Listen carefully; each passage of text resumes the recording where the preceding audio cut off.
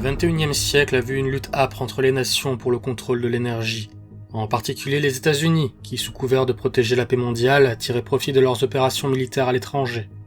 Ce ne furent cependant pas les Américains qui enclenchèrent le processus en chaîne qui mènera à l'un des conflits les plus meurtriers depuis la Seconde Guerre mondiale.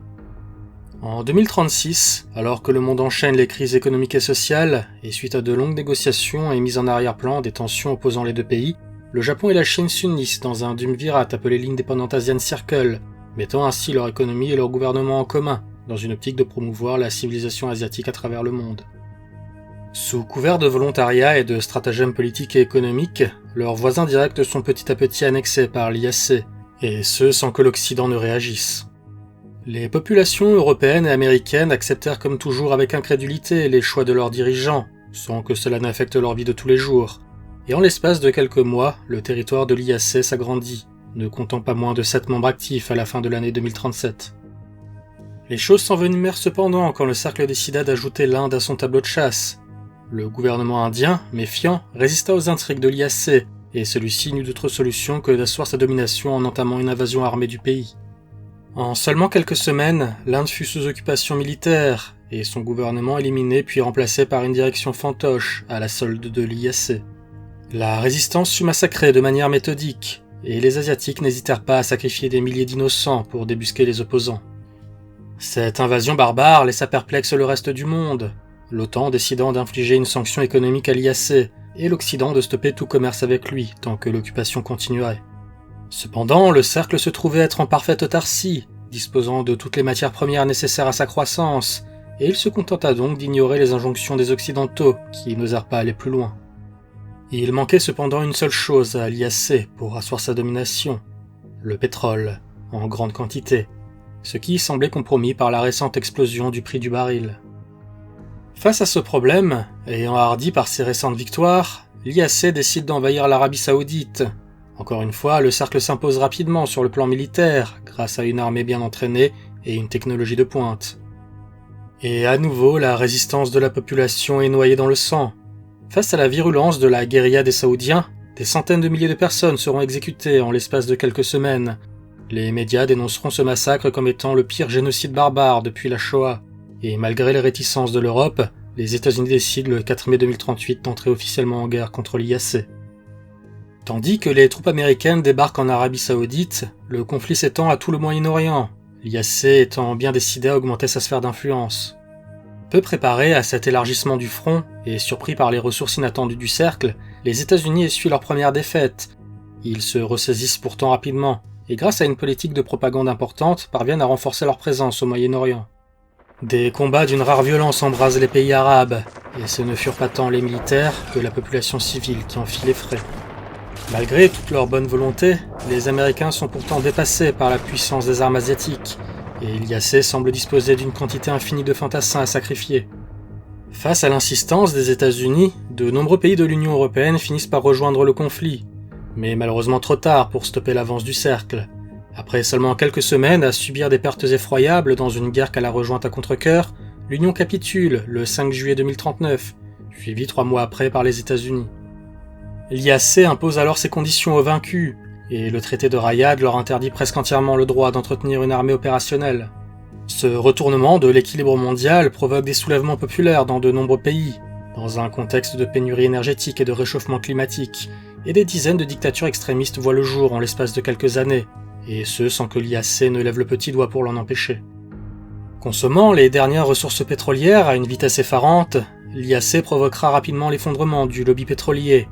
En 2041, en conclusion d'une politique d'apaisement envers les États-Unis, le dernier baril de pétrole sera offert à un mémorial à New York. Sans succès, la rancune de la défaite est encore tenace, et le geste est pris comme une insulte. Les Américains ne sont pas encore prêts à tourner la page, malgré un gouvernement plus enclin à la tempérance.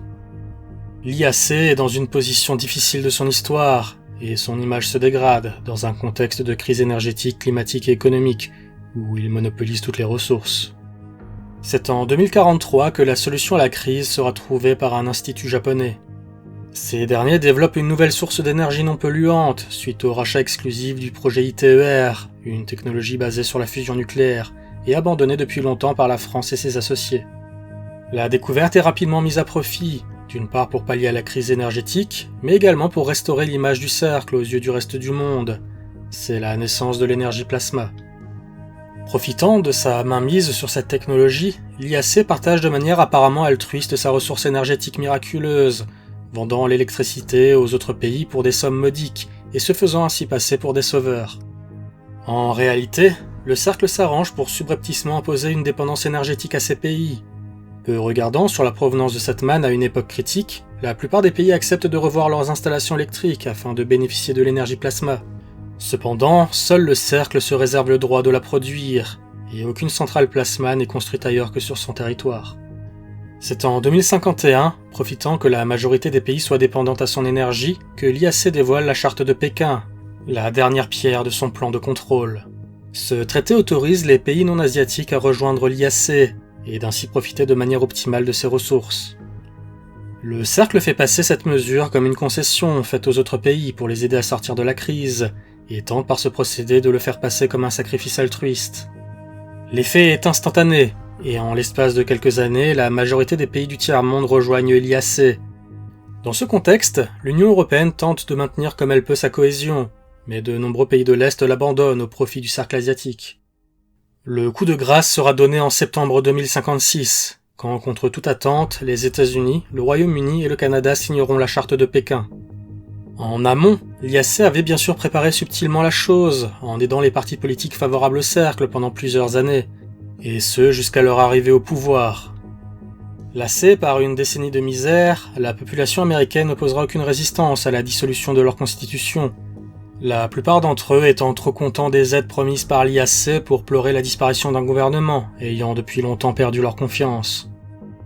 Cet événement provoquera l'écroulement d'une Union européenne déjà fragilisée par la crise. La quasi-totalité des pays de l'Est, et une bonne part des autres, quitteront l'Europe pour rallier le cercle. Afin de sauver ce qui pouvait encore l'être, la France, l'Allemagne et les pays scandinaves mettront en commun leurs ressources et leurs gouvernements, afin de former la Fédération européenne.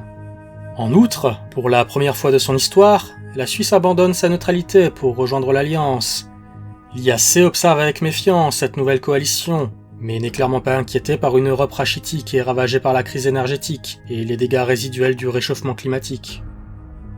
Pourtant, la Fédération européenne semble se renforcer petit à petit, en grande partie car elle a secrètement développé ses propres centrales à plasma, dissimulées aux yeux de l'IAC dans des complexes souterrains et protégées par le plus grand secret. Seule une poignée de personnes connaissent l'existence de ces centrales, utilisées majoritairement à des fins militaires. Sous couvert d'être toujours à la merci du cercle, la Fédération se prépare en secret à une guerre contre l'IAC et renforce ses armées, malgré le traité de Rayad. Malheureusement, en 2059, une fuite d'informations aura lieu et un scientifique corrompu du projet dévoilera l'existence des centrales à plasma européennes à l'IAC. Le cercle demandera alors des comptes à l'Europe et la fermeture des centrales en vertu de ses droits sur cette technologie. Un dédommagement impossible à payer pour la Fédération sera également imposé par l'IAC pour le manque à gagner provoqué par ces centrales. Des pourparlers politiques enflammés auront alors lieu entre les deux factions pendant de longues semaines, jusqu'au dérapage de la Fédération et le meurtre d'un dignitaire asiatique par un activiste. L'IAC utilisera cet incident pour légitimer la déclaration de guerre qui suivit à peine 2 jours plus tard. En réalité, cet assassinat décisif fut très certainement commandité par le cercle lui-même, mais personne ne put le prouver, et la suite des événements ne laissera que peu de place à une enquête approfondie sur la question. En très peu de temps, les troupes asiatiques débarquent en Europe, saccageant les villes de la Fédération, et tandis que l'IAC semble bien parti pour à nouveau s'imposer comme force militaire dominante, les Européens dévoilent un autre secret, une armée d'élite bien entraînée et dotée d'excellentes armes développées grâce à l'énergie plasma. L'IAC constate trop tard que l'Europe a outrepassé le traité du 5 juillet 2039, et subit ses premières défaites depuis plus de 20 ans. Une guerre totale entre les deux factions de forces égales s'engage alors, la Fédération européenne poussant l'avantage de la surprise pour toucher le cercle asiatique jusqu'au cœur de son territoire. Mettant en branle toutes ses ressources pour lutter contre la résistance inattendue de l'Europe, l'IAC se débat comme un animal blessé, et le conflit gagne chaque jour en intensité, provoquant des pertes inimaginables tandis que les deux camps usent d'armes de plus en plus dévastatrices. Des villes sont rasées, et des régions entières rendues inhabitables. L'Europe se transforme en véritable charnier, mais fait payer à l'IAC le double de chacune de ses pertes. Il semble évident, à terme, que la prochaine étape du conflit sera l'usage de la force nucléaire, mais aucune des deux factions n'ose encore franchir le pas, malgré les millions de morts et les dégâts matériels inimaginables déjà sur l'ardoise. La clé de la victoire sera pourtant découverte en 2062, après plus de 3 ans d'un conflit meurtrier. Le Japon mit alors au point une centrale plasma de taille réduite, capable d'équiper les véhicules sur le champ de bataille, et ainsi de démultiplier leur puissance et leur autonomie. Ces générateurs furent baptisés Énergie Plasma Mobile, ou EPM, et s'accompagnèrent rapidement d'une application d'un nouveau genre.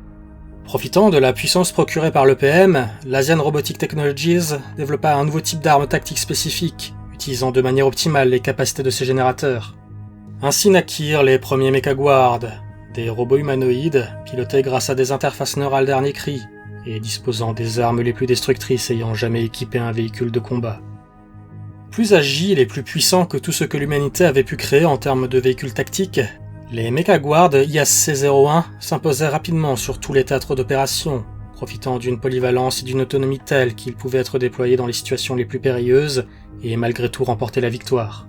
La Fédération européenne ne put rien faire face à la prédominance des Mechaguard, et même quand l'un d'entre eux était enfin abattu, c'était au prix de milliers d'hommes et d'un nombre aussi désastreux de pertes matérielles. Ainsi, alors que le conflit progressait et que les armes conventionnelles ne semblaient plus pouvoir stopper les IAC-01 du cercle, l'avantage paraissait bel et bien avoir changé de camp. Tandis que la Fédération européenne est au plus mal, retranchée dans ses positions et ne parvenant plus à reprendre l'initiative, elle finit par développer, en désespoir de cause, sa propre version des Exo-Armures Mechaguard. Mais le FE Liberator de Federal Motors ne restera qu'une pâle copie des Mechaguard du cercle, et les Européens ne parviendront jamais à reproduire l'interface neurale qui offrait sa réactivité au IAC-01.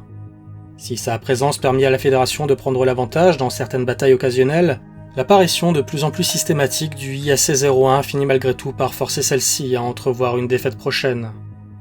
C'est dans un monde en ruine, ravagé par près de 6 ans du conflit le plus destructeur qu'ait jamais connu l'humanité, que la Fédération européenne finit, malgré ses efforts, par capituler, le 4 janvier 2065.